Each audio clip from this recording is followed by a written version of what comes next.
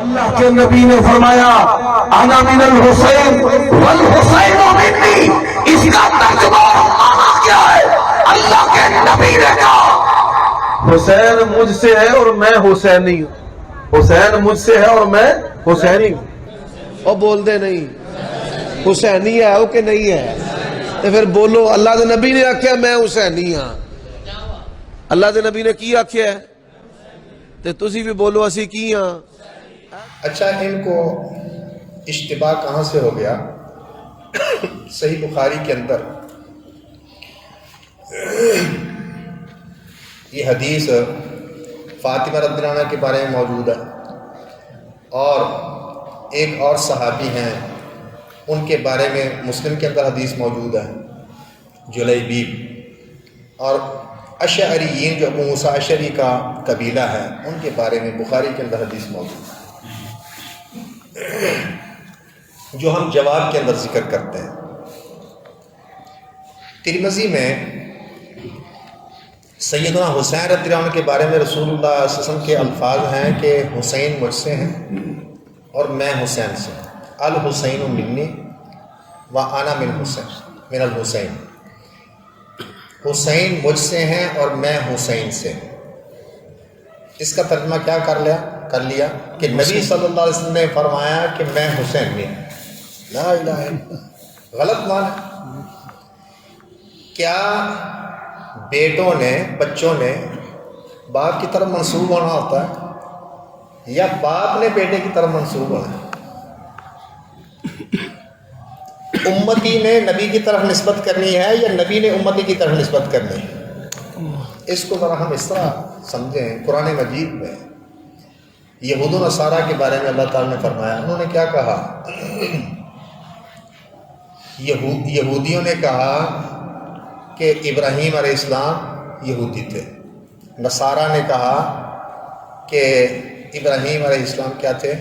مسیحی، نصرانی تھے۔ اللہ تعالیٰ نے کیا ارشاد فرمایا؟ ما کان ابراہیم یہودیا ولا نصرانیا ولکن کان حنیفا مسلما۔ ابراہیم نہ یہودی تھے نہ نصرانی تھے، بلکہ کیا تھے؟ حنیف مسلم۔ حنیف کس کو کہتے ہیں؟ ایک اللہ کے ساتھ لگاؤ رکھنے والا۔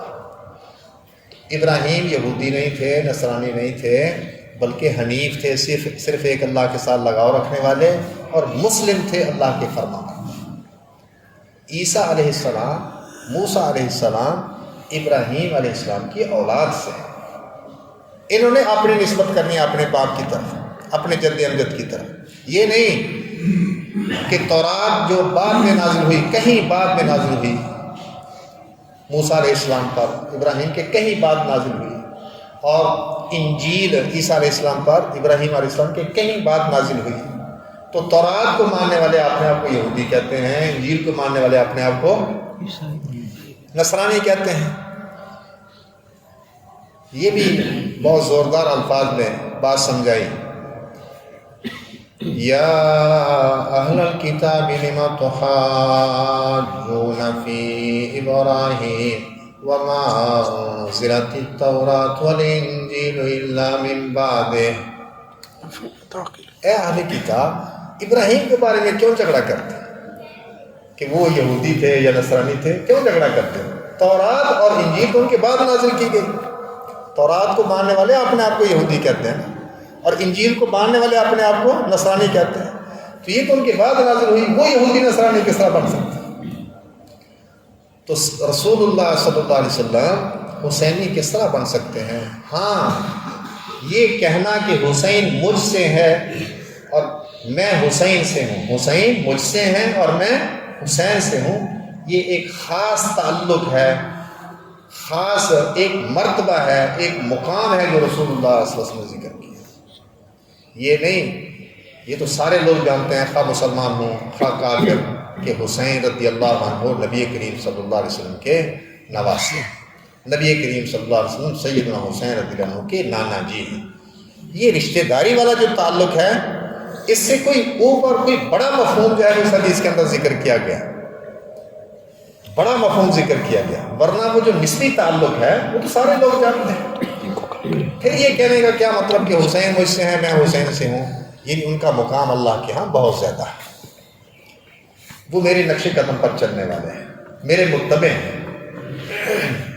اس طرح کے لفظ اگر رسول اللہ صلی اللہ علیہ وسلم کسی اور کے بارے میں فرما دیں، اس کا بھی بہت زیادہ مقام ہو جائے گا، لیکن یہ نہیں کہ نبی کریم صلی اللہ علیہ وسلم کی نسبت اس شخص کی طرف کرنا ہم شروع کر دیں۔ یہی بات میں ذکر کر کے اپنی بات کو سمیٹ رہا ہوں۔ بخاری کے اندر یہ حدیث موجود ہے، دو باتیں ذکر کرتا ہوں، ایک مسلم سے اور ایک بخاری سے۔ بخاری سے ابو موسیٰ اشعری رضی اللہ عنہ اس حدیث کے راوی ہیں۔ رسول اللہ صلی اللہ علیہ وسلم نے ان کا جو قبیلہ ہے اشعریین، اصل میں یہ یمن کے رہنے والے ہیں، ہجرت کر کے مدینے آئے تھے، ابو موسیٰ اشعری اور ان کے احباب۔ فرمایا کہ اشعریین مدینے میں جب محتاج ہو جائے، خرچہ ختم ہو جائے، کم پڑ جائے، یا غزوے کے اندر محتاج ہو جائے، ہوتا نا خرچہ تھوڑا ہو گیا، کئیوں کے پاس بالکل ختم ہو گیا، کئیوں کے پاس تھوڑا رہ گیا، کسی کے پاس کچھ زیادہ، تو یہ کیا کرتے ہیں، سارا جو بچا کھچا ہوتا ہے، حدیث کا مفہوم ذکر کر رہا ہوں، ایک کپڑے میں جمع کرتے ہیں، پھر ایک برتن سے ایک برتن کے ساتھ آپس میں برابر تقسیم کر لیتے ہیں۔ تو وہ مجھ سے فہم منی و انا منہم او کما، تو یہ مجھ سے ہیں اور میں ان سے ہوں۔ کیا مطلب ہے حدیث کا؟ یعنی مدینے میں رہتے ہوئے اشعریین کے جو گھر ہیں، کسی گھر میں بالکل ختم ہو گیا غلہ، کسی گھر میں کوئی ٹوپا ہے، کسی گھر میں کوئی 2 ٹوپے بھی باقی ہیں، کسی کے گھر میں کوئی گڈو بھی ہو سکتی ہے، کیا کرتے ہیں وہ سارا جو بچا کھچا ہوتا ہے ایک کپڑے کے اندر جمع کرتے ہیں، پھر سارے گھروں میں ایک برتن کے ساتھ جاتا ہے برابر۔ اگر ٹوپا مل رہا ہے تو پھر ٹوپا ہی مل رہا ہے، خواہ کوئی خالی ہاتھ آیا تھا، کوئی گٹو لے کر آیا تھا، کوئی 2 ٹوپے لے کر آیا تھا، لیکن جب مل رہا ہے تو پھر برابر سب کو مل رہا ہے۔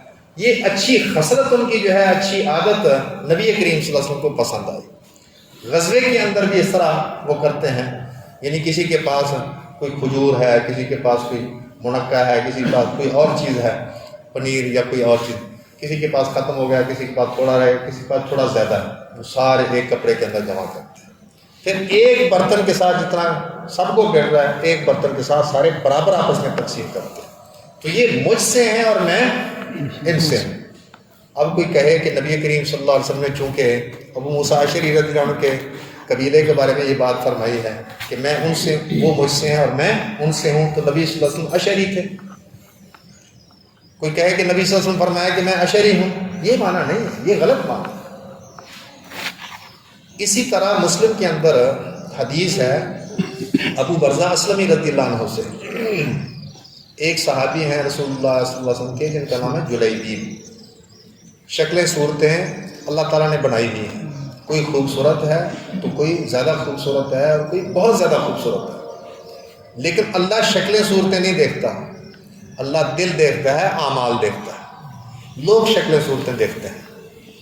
کوئی رشتہ اس آدمی کو نہیں دینے کے لیے تیار تھا، نبی کریم صلی اللہ علیہ وسلم کی سفارش پر رشتہ اس کو مل گیا تھا، شادی اس کی ہو گئی تھی۔ ایک جنگ کے موقع پر غنیمت آ گئی، فتح ہو گئی، نبی کریم صلی اللہ علیہ وسلم نے فرمایا حل تفقدون من احد، کیا کسی کو گم پاتے ہو؟ کوئی ایسا شخص ہو جو تمہیں نظر نہ آ رہا؟ فتح بھی مل جائے تو کئی ساتھی اپنے شہید ہو جاتے ہیں، کوئی گرفتار بھی ہو سکتے ہیں۔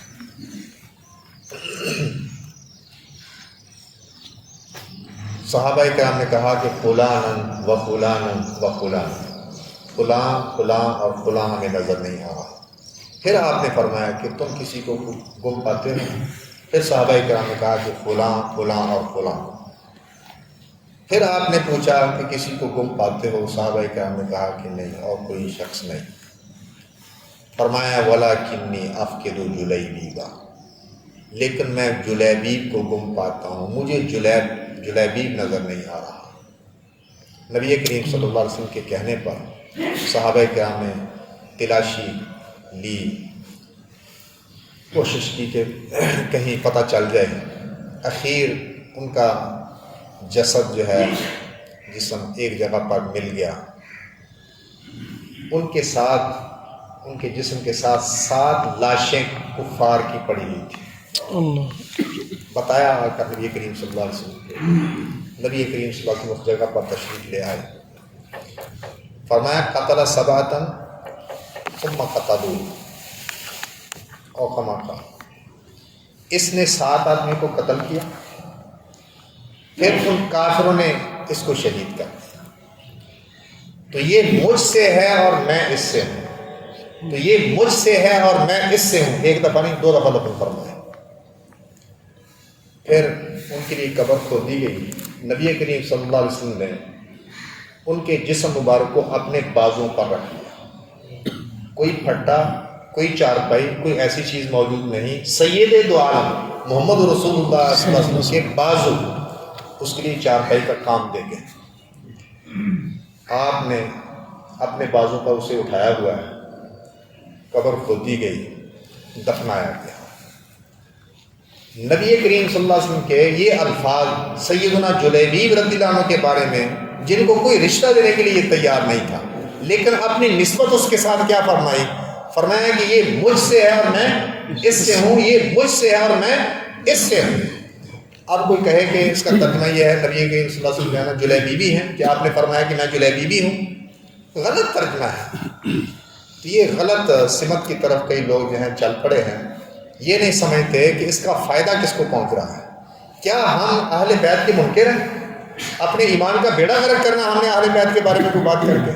ہم تو سارے صحابہ کرام کو اپنی آنکھوں کا تارا سمجھتے ہیں، ان کا تعلق اہل بیت کے ساتھ ہو، دیگر صحابہ کرام ہوں، مہاجرین ہوں، انصار ہوں، کوئی اور صحابی، وہ ساری ہماری آنکھوں کے تارے ہیں، ہمارے احترام کے مستحق ہیں، اور ہم ان کا احترام بجا لا کر ان کی عظمت بیان کر کے انشاءاللہ ہم امید رکھتے ہیں کہ اللہ تعالیٰ ہمارے درجات بلند کرے۔ اور کسی کے بارے میں ذرا کوئی لفظ ایسا بول کر کے جس سے جو ہے تنقید کا پہلو نکلتا ہو، ہم اپنے ایمان کو خراب کریں گے۔